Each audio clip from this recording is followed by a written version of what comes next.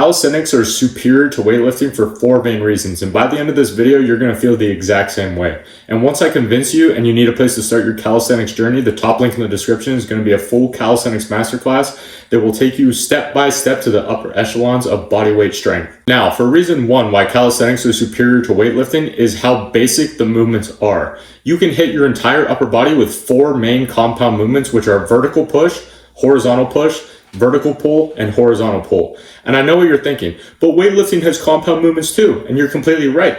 But most people, when they're lifting weights, miss out on the vertical pull and the vertical push aspect. Because everyone wants to bench press, but no one wants to do a standing overhead press. Everyone wants to deadlift, but no one wants to do a weighted pull-up. In fact, most people's shoulder training actually only consists of lateral raises, but the overhead press is actually the most effective shoulder exercise. Compare that to calisthenics. If you're doing push-ups and dips and a variation of handstand push-ups, you will have all of your bases covered. And it's the same thing with back. Pull-ups are the best way to grow your lats, but everyone resorts to rows, which are significantly inferior to pull-ups. And what most people don't realize too is that all the exercises that you're doing in the gym are just substitutions of calisthenics movements. The bench press, that's a push-up. Shoulder press, that's a handstand push-up. Lat pull-down, that's a pull-up. And you're probably saying to yourself right now that weights are weights and they're all the same thing. But no, you're wrong.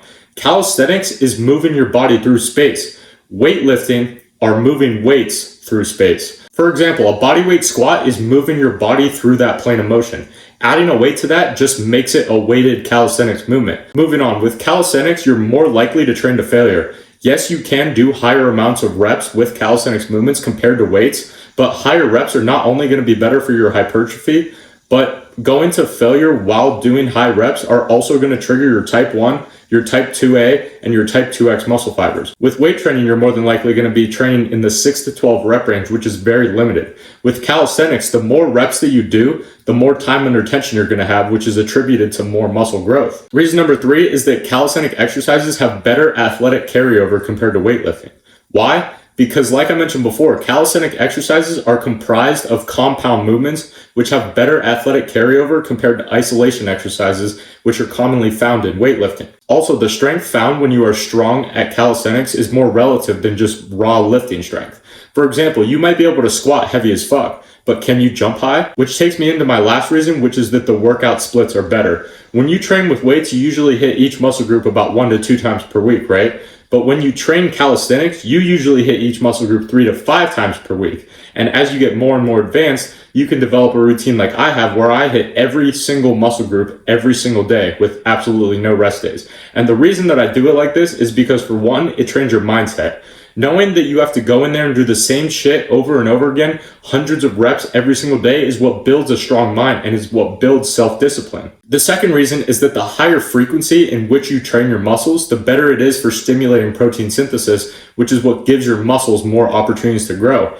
1 time per week is enough to maintain your current muscle mass. 2 times per week is barely enough to start making gains, but 3 or more is where the real gains lie. Now, before some of you run to the comments and cry about how my style of training is absolutely ridiculous and weightlifting is better for X, Y, and Z reasons, realize that if you apply some of these principles to your current weight training routine, you will still see some benefits and make some progress. However, if you are good at calisthenics, you're usually good at weightlifting too. But if you're good at weightlifting, you might suck ass at some of the calisthenics movements. That's why I think calisthenics is superior to weightlifting. And if you want a beginner, intermediate, or advanced calisthenics routine, then check out the Calisthenics Masterclass link in the description, and I will see you tomorrow, my friend.